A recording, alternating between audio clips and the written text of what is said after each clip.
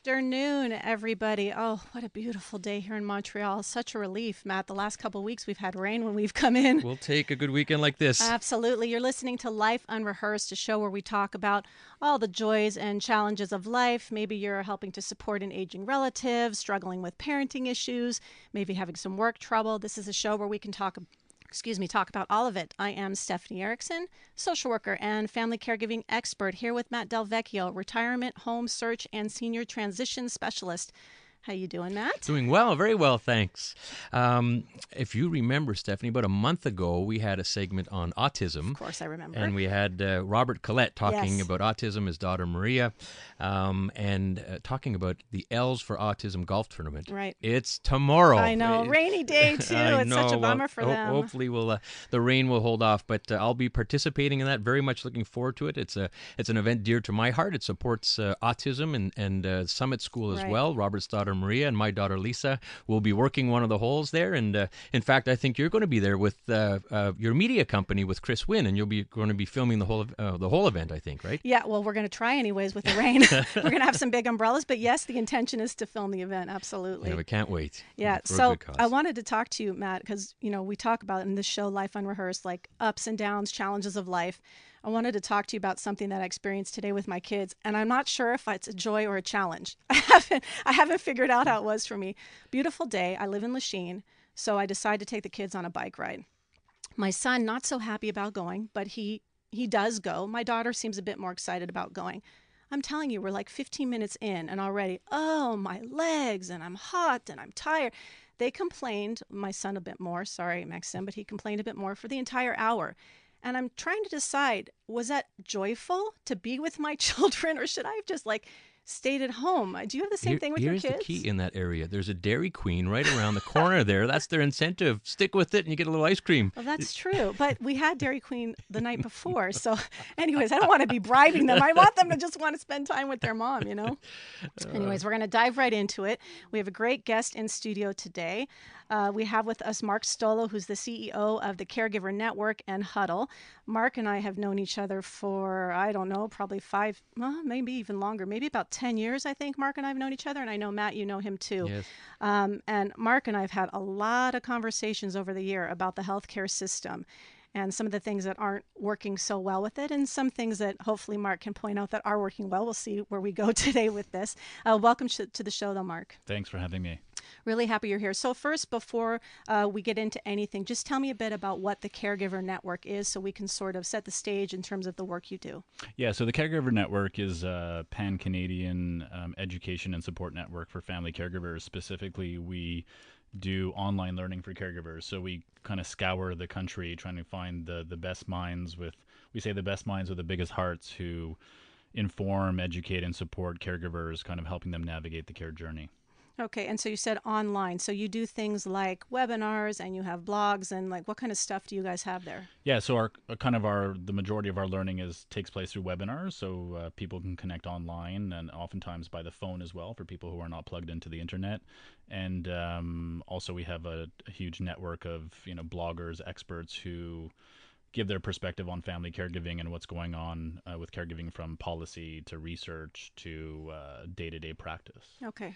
Now, Mark, when people hear caregiver, it could mean a lot of things, and it's such a hot topic across Canada. I think the numbers are Across almost the world, really. really is right. And I Yeah. think just specifically to Canadians, the latest stat I read was almost 30% of Canadians, over 8 million people, have been a caregiver to a loved one. So can you just define for everyone, what does caregiving mean? It could mean so many things, can't it? Yeah, you're right. I mean, caregiving from the standpoint of what it looks like day to day, it can mean a whole range of things, from providing, medical support at home to coaching to, in some instances, just, supervising a loved one. But for us caregivers, we're talking specifically about family and friends who care for a loved one who has a health issue, and it could be a short-term health issue or a long-term health issue. But the difference is we're talking about people who are not paid to do this. So we're not talking about doctors or nurses or social workers. We're talking about people like, you and me and 8.1 million others who do this day in and day out. And that could mean even just cooking meals or companionship Absolutely. and helping them get dressed. There's so many different aspects. Yeah.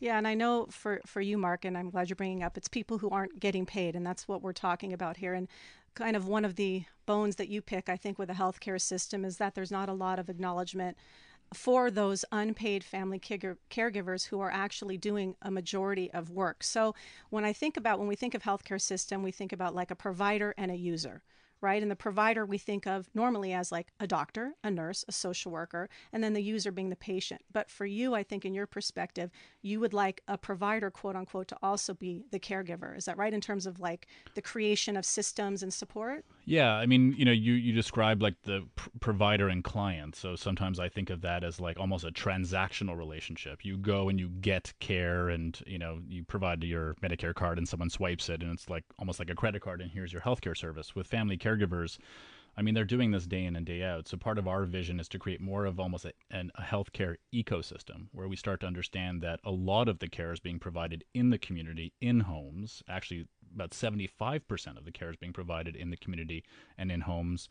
So how do we look at a healthcare system more through that lens and include families and caregivers in our overall thinking about how we manage and create good healthcare systems? You're listening to Life Unrehearsed. That was Mark Stolow, CEO of the Caregiver Network, talking about caregiving challenges. I'm Matt DelVecchio with Stephanie Erickson. We're going to open up the lines right away. In fact, have you had the experience of having to deal with the public system, a hospital, let's say, and have they incorporated you into the caregiving aspect? Mom or dad are going back home now. All of a sudden, it becomes your challenge potentially. The government is trying to help out. You might have heard of the announcement on Friday. Gaetan Barrett, our Minister of Health, announced another $69 million that will be dedicated to home care. That's over and above $50 million from last year. And what that means is professionals and nurses and so on. So there is some recognition that help is needed at home, but it's probably just a drop in the bucket compared to how much caregiving is actually being done out there, isn't it? Yeah, for sure. And I think part of what we're saying is definitely, I mean, this is a massive bucket that really is really being filled very slowly. But part of what we're saying is in the way we imagine healthcare, we have to be thinking differently about where family caregivers and friend caregivers fit into that mix. So like, how do we see family caregivers? Do we see them as just a resource that we should be leaning on them? And unfortunately, in many circumstances, we lean on them so hard that they break themselves. Or should we be seeing them more as partners in care? So when you come into a doctor's office, does the doctor understand that you're part of a healthcare team? Not so much just a resource that they can lean on. So when you leave their office, they know that the patient is, getting care, but more so like they're an ally in care. When you go into the hospital, how do nurses deal with you when you're bedside with a patient?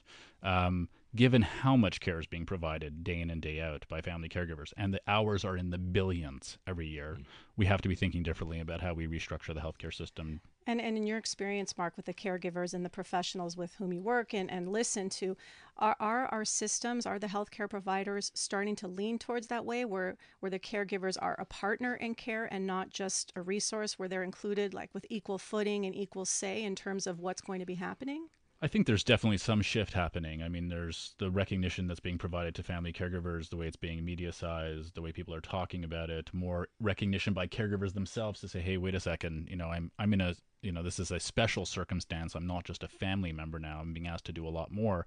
So there's some change, but there's a lot of work to do. I mean, the healthcare system tends to be very focused, very curative in the sense that they see a health problem, let's solve this health problem. But the reality is that most healthcare happens between the problems, day to day, moment to moment. You're living with a parent who has a health problem.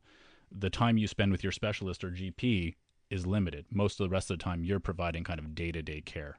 Yeah, that's and you talked about a caregiver breaking, and I think caregiver stress, caregiver burnout is a huge issue, and we're going to talk about that. We're going to get a quick traffic update, so we're going to throw it over to the CJD Traffic Center. Oh, little Thompson twins bring us back to the 80s. Or the 80s, I guess. See? So. Yeah, and even with that song, they're turning to the doctor, not the family caregiver. It's kind of like against what we're talking about right now. You're listening to Life Unrehearsed. I'm Matt DelVecchio here with Stephanie Erickson, and we have Mark Stolow talking about caregiving and the healthcare system. Mark, when we went to traffic, we talked about the topic of caregiver stress and burnout. And I had a client this week, and we were at Mount Sinai Hospital, and mom was going through some pulmonary rehab after some lung cancer treatments, and the communication was very weak, and she didn't know if mom is going into terminal care or this is just rehab. Is she going to be out in 3 weeks? So she was already burnout stage, and so they felt the best decision for mom was to go into senior residence. That's not always the easiest thing to do, and so I would assume caregiver burnout, caregiver stress, it's a big issue. On the Caregiver Network, you have constant seminars, on amazing seminars on it. What's your opinion on it? You're seeing that more and more? Yeah, I mean, stress is a big issue, and it's not just the stress day to day, but it's also you have a lot of caregivers who are balancing care and work as well. So, it's not just they're not full-time caregiving. I mean, I think the stress and the burden or the sense of burden is a combination of two things. One is you're caring for someone who in many instances needs a lot of care. So it's the time commitments, the coordination, it's the day to day. And then to your point, it's also a little bit of the disorientation. Like, I'm not a medical professional. I don't understand a pulmonary disease. I don't understand cancer. I don't understand Alzheimer's. So not only do they have to take care of the day-to-day tasks, but they also have to make sense of this experience that no one prepares them for. That's going to create stress between the confusion, the degree of the responsibility. These are it's kind of a hotbed for stress and potential burnout. So what then what can a family caregiver do? Like to Matt's example, this daughter, and I'm sure Matt, you were advising her, but do you see that there is some alignment with the family caregiver and someone in the hospital or the CLSC system or some system where that family caregiver can turn to someone and align with them to get some direction or to help them team up on advocacy, or are they really just left kind of flailing? Well, I think they shouldn't be afraid to step up and say, hey, I want to be a part of this process and I need to feel like a partner in this process. Number one, that they have a right to say that. I think a lot of caregivers feel afraid that if they start speaking up or start, sharing their opinion, that they're going to feel kind of pushed out of the circle. You're just a troublemaker. Exactly. But they really shouldn't be shy to self-advocate and to advocate for the patient as well, number one. Number two, they shouldn't be afraid to ask for help. One of the things that we see is often caregivers will not ask for help because they think in asking for help, what they're admitting to is that they're not good enough and somehow they're not adequate enough and they're not doing the right thing by the person in their care. And that's not true. Those two things are not equal. You can ask for help and you can ask for support and still be giving everything you have. Then some. Absolutely. And absolutely. that's a question we want to ask out there. So please call in if you've experienced this example where you're trying to get some assistance and you want to give assistance and trying to advocate for a loved one in the hospital. Please call us at 514-790-0800 or text us at 514-800. Now, Mark, in talking to a lot of families in these situations, the role of the social worker or even the head nurse in a hospital environment, they seem to be really key because, let's face it, doctors are doing what they can, but they're under enormous time stress and it's hard to get their time. The role of the social worker, you're saying, advocate for them. Don't be afraid. You're not going to insult them. This is what they do. So do you want to encourage that even more for families? Yeah, for sure. I think, for example, being in a hospital system and seeing the nurse as part of your team as well. It's very helpful for a nurse for you to be bedside with a family member in the hospital system. It's very different when they have to care for someone who has no family accompaniment. So again, they shouldn't be afraid to see themselves as part of that healthcare spectrum.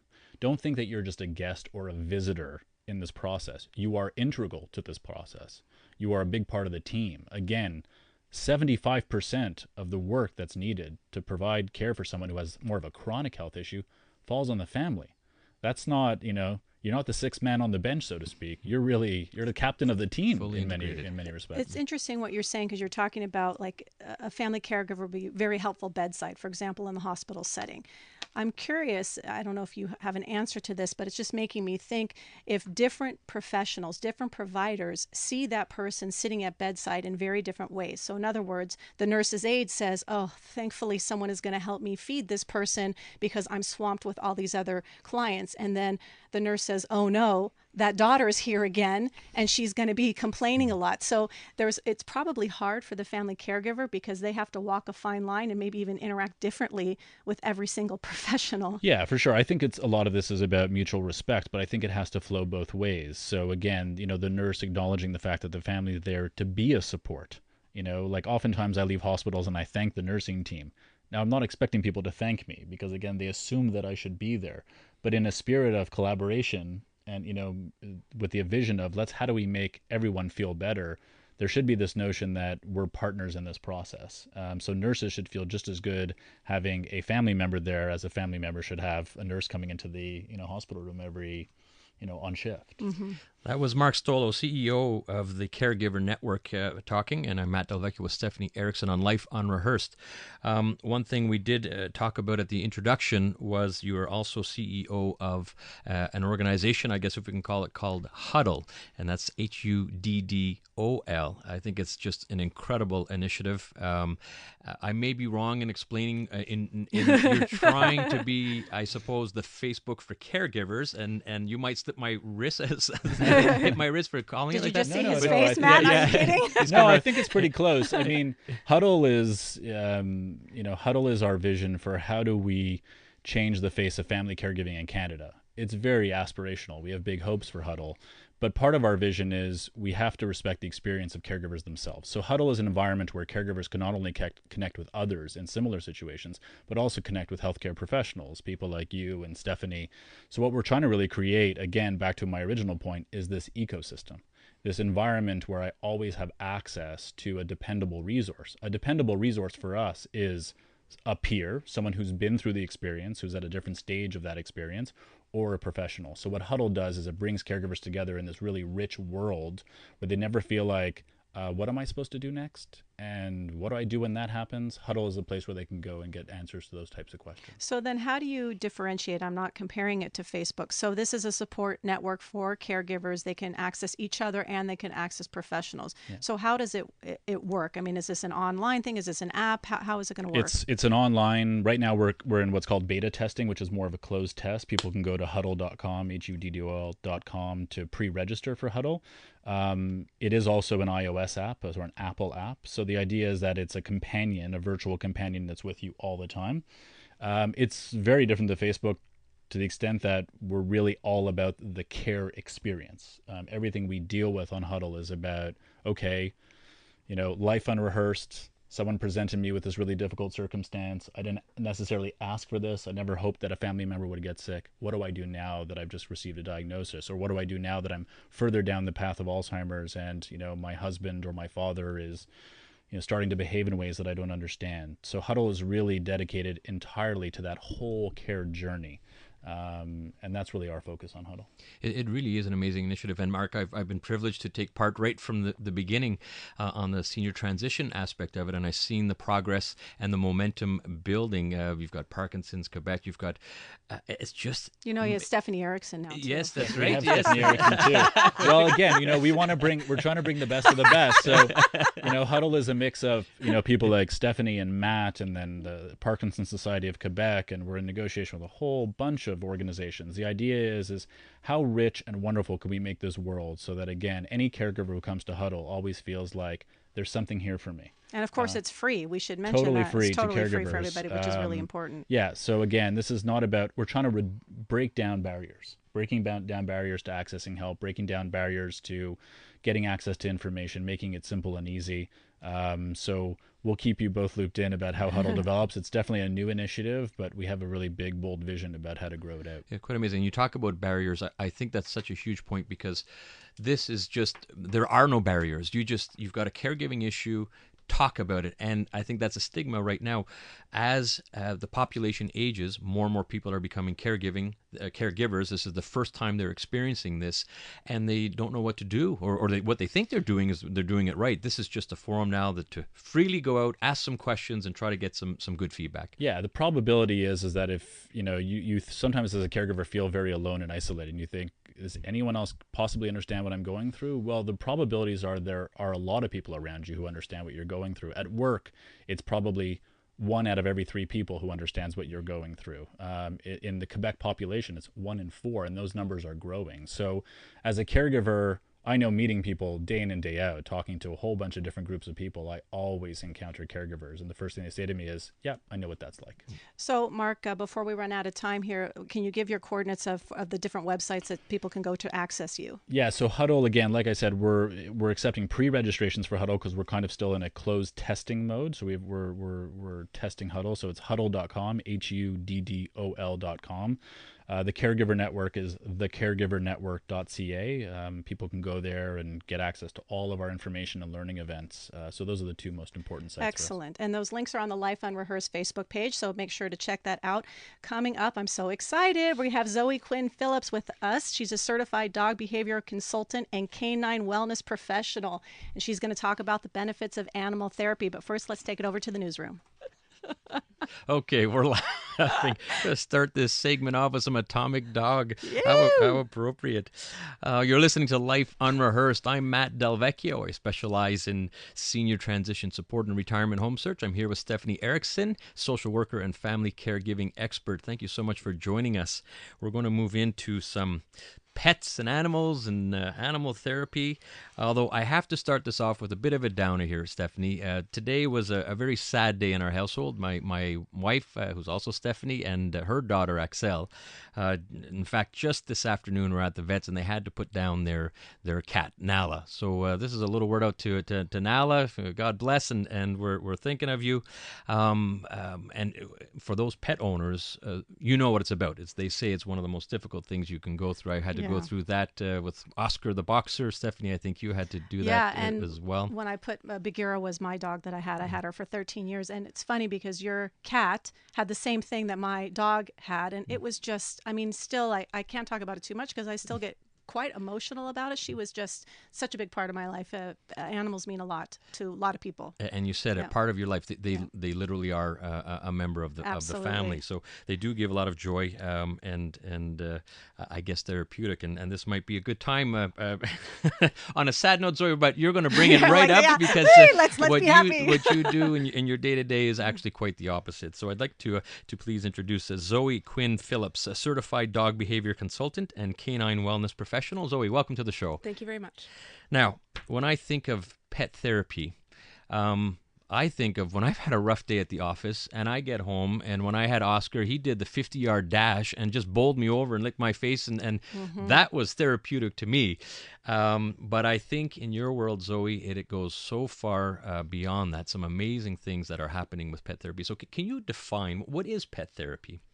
It's actually not just one thing. It's a spectrum of things. So your everyday family pet with no specific training is a therapeutic animal, or you can have pursue specialized training where you're actually doing volunteer work with other populations or kids, the elderly, people in hospitals, school settings.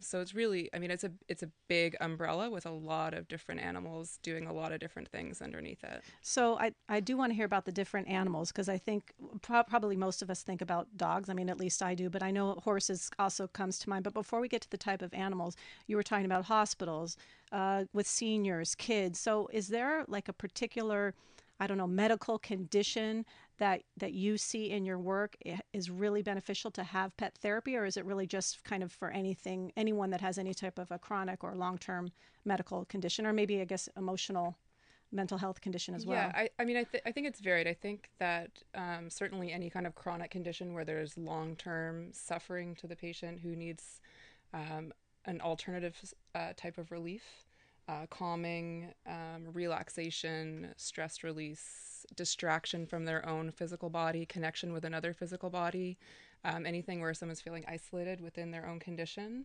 then animals are a great outlet. And definitely psychosocial support. So if you've got kids with special needs, learning disabilities, that sort of thing is a great way to kind of give these kids or individuals a friend without the social pressure of engaging in conversation and answering questions. This is Life Unrehearsed. That's Zoe Quinn-Philips talking about pet therapy. And we want to open up the lines right away. We know this is a very interesting topic to all. So we'd like to know, please let us know how an animal has been therapeutic for you or a loved one. And call us at 514-790-0800 or text us at 514-800. I was touring a family around at a senior residence. We were on the Alzheimer's care floor. And all of a sudden, this wonderful lady walked in with two dogs, one really big dog and one really small dog. And everyone lit up. It was quite amazing. And you mentioned that pet therapy just isn't for seniors, for kids and so on, but specifically for seniors. I was amazed. Here we were in the Alzheimer's floor, memory care floor, and they converted everyone right away.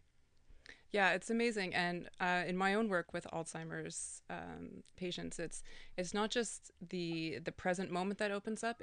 As they're petting the dog, their long-term memory, their memory of their childhood dog, their neighbor's dog, they start telling stories, really cohesive, clear memory stories of the animals in their lives, which I always found to be very, very powerful for someone who could reintroduce themselves to me repeatedly in a short period of time. They will stay on track in their long-term recounting just by touching the fur of an animal. So somehow, like using another sense, the touch, or maybe even the smell, the feel, whatever it is, opens something up. So with petting, because you mentioned this to me on the phone, Zoe, and I'll just mention, I told you earlier, Matt, Zoe's coming to my house on Wednesday.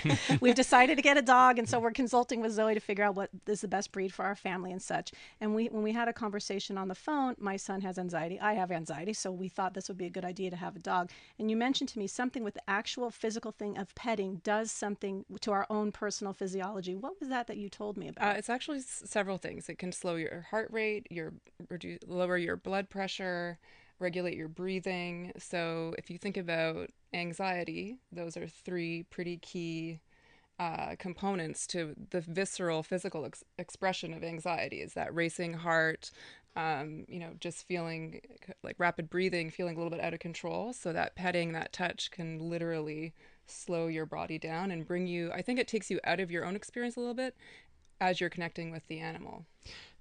By the way, Stephanie, when you meet with Zoe on Wednesday, ask for that dog that takes itself for walks and pick up after itself. Yes. Okay? Those ones are very popular. Those are great breeds. I know what that dog's called. It's called Stephanie Erickson, and that's the dog I'm going to be doing it all. There's going to be two dogs in the house. No matter what the kids say, they're not going to do it. It's I on know. you. Now, Zoe, we were talking off air, and I would assume the certification process, I think the term gets generalized, and the industry is becoming more and more formalized. So you have a certification, actually a couple. So can you go over what's required to become certified, and what does it mean? You're right. It's a very unregulated dog behavior. Dog training is very unregulated. There's a lot of people using a lot of terms that are inappropriate, in my opinion, based on what the designated term should mean. So a certified dog trainer should be with the Certification Council of Pet Dog Training. It's internationally recognized, and it involves passing a standardized test that tests on the science of learning theory, dog behavior, animal husbandry, teaching one-on-one, teaching in a group setting. Or that's the first certification that I received in 2007. The other one is through the International Association for Animal Behavior Consultants, and that one is much more rigorous. It's based more on the in-depth knowledge of animal behavior problems, and they have a bird, cat, dog, and horse component. Whoa. I did only dog. Oh my God. You can now my kids are listening. Now they're going to want a bird. Thank you very much. You can pick your animal, and you can do multiple. And that involves very in-depth case studies showing how you've done behavior interventions for dog aggression, human aggression, that's anxiety, neuroses, OCD, those types of things. And I think it's really, I'm glad you asked that question too, Matt, because I think it's important for all of us to think about when we're thinking of a dog like we are, that we take time to properly evaluate which dog or cat or whatever animal we're going to get, because it is a long-term commitment. There are a lot of reasons why a dog may or animal may or may not work for a family. And so I guess it would be very important to work with someone like yourself. I'm glad we are, to make sure that we're actually choosing the right breed, the right animal for our family and our lifestyle. Yeah, absolutely. And I think we're talking about certifications and so on, but so much more could be done at home with the family. And when we talk about training of the family and the kids, I think that's something that they can do, and even how we can use it within the family environment. Maybe there's a special needs child at home, or maybe there's a elderly relative, and I think we could also, and I would imagine you do some training yourselves on how you could help out families. So what we'd like to do is talk about that training aspect of it, and we're just going to head out to the CJD Traffic Center for a quick little update. Little Elvis Presley. Got to get a little Elvis in there. I know. It's funny, when we were planning the show and I chose that song, I didn't realize that my daughter has a presentation for her music class, and she chose Elvis Presley. She was working on it this weekend. I like so your daughter. We were actually doing the dance. I encouraged her to teach her friends how to do that dance as part of her presentation. Of course, she's 11. She's like rolling her eyes. No way. You're listening to Life Unrehearsed. I'm Stephanie Erickson here with Matt DelVecchio. In studio, we have with us Zoe Quinn-Philips, certified behavioral specialist. I don't have the right thing in front of me. Wait, certified dog behavioral consultant and canine wellness professional. Sorry about that, Zoe. Right. Before we went over to traffic, Matt was asking you some questions about training, and not training for the dog, but actually training for the family. And as I mentioned on the first half, we're getting a dog, and so we need to be trained for sure. So what kinds of things are important for families to think about to have a happy, well-functioning dog and well-functioning environment and family, like in terms of the skills that the family would need to have? I think the first and most important thing, as you touched on before, was making sure you get the right dog, one that's complementary to you and your family, and also to be really realistic about the time, energy, and resources you have to dedicate to your dog. So it might be great to imagine a life of 3 1-hour walks with your dog, but the reality is that's not going to happen for most people without some sort of external dog walking support. So really being realistic, having a picture in your mind before you get the dog of the boundaries you'd like the dog to have. Will they be allowed on the furniture? Can they sleep with the kids at night? Are they sleeping in the kitchen? Decide all of that in advance. So as soon as your dog or puppy comes home, you're setting them up for boundaries and rules that are consistent through their lifetime, and not something that's going to change from the dog's perspective at a random time when they stop becoming cute and small and become big and bouncy. So really thinking through, how you would like life with your dog to be, and then making sure you get the right dog. Beyond that, it's really just being consistent. Uh-oh. Consistent within yourself. Everything was good up until then, right? It's all going downhill now.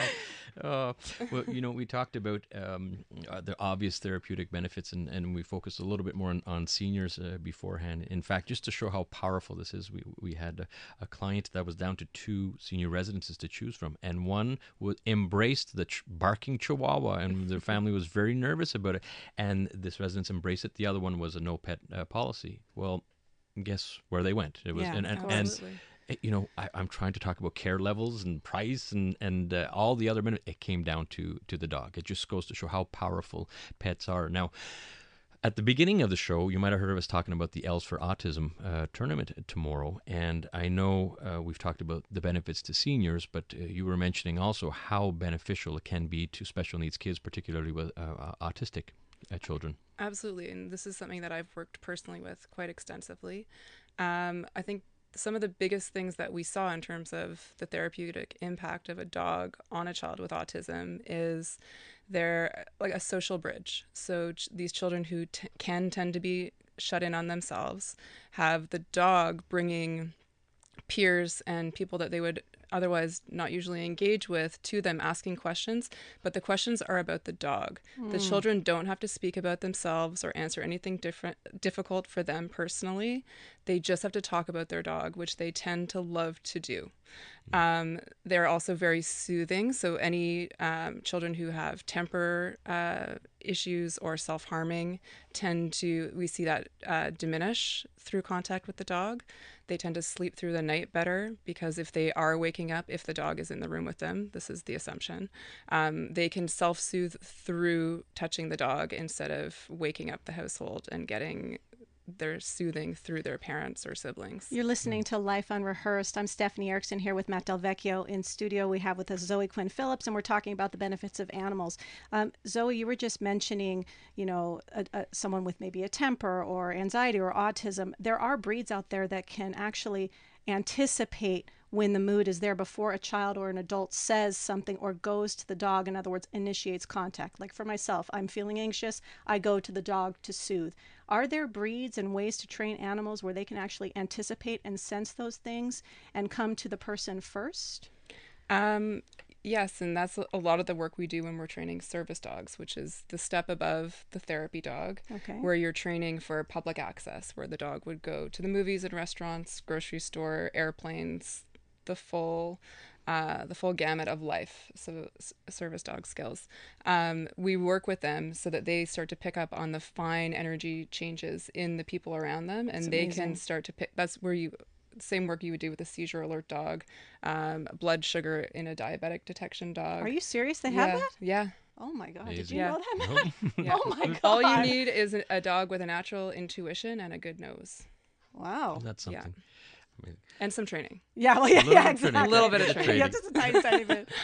Zoe, it flies by way too quickly. It's so informative. Thank you very much for joining us. If people need to reach you, how could they reach you? Our website is pupwellness.com, pupwellness.com. Okay, great. And we've also posted it on our Life Unrehearsed Facebook page. And by the way, please like it and please feel free to put in your comments. A lot of our guests are due to your requests and comments coming in on that Facebook page. So we encourage you to do that. Yes, please let us know what topics you'd like to talk about, or if you've met somebody and you think they'd be a great guest, let us know. Exactly. Now, next week, please join us. We'll have April Hayward with us from the Alzheimer's Society of Montreal. Now, speaking of that, they had their big walk this morning, and it was very, very successful. The Walk for Alzheimer's Montreal 2017 should be a very interesting conversation. And we'll have Sarah Blunden with us talking about diabetes. I know. She's a diabetes educator. So thank you very much for joining us. You could join us every Sunday from 4 to 5. And soon we'll head up to the CJD newsroom.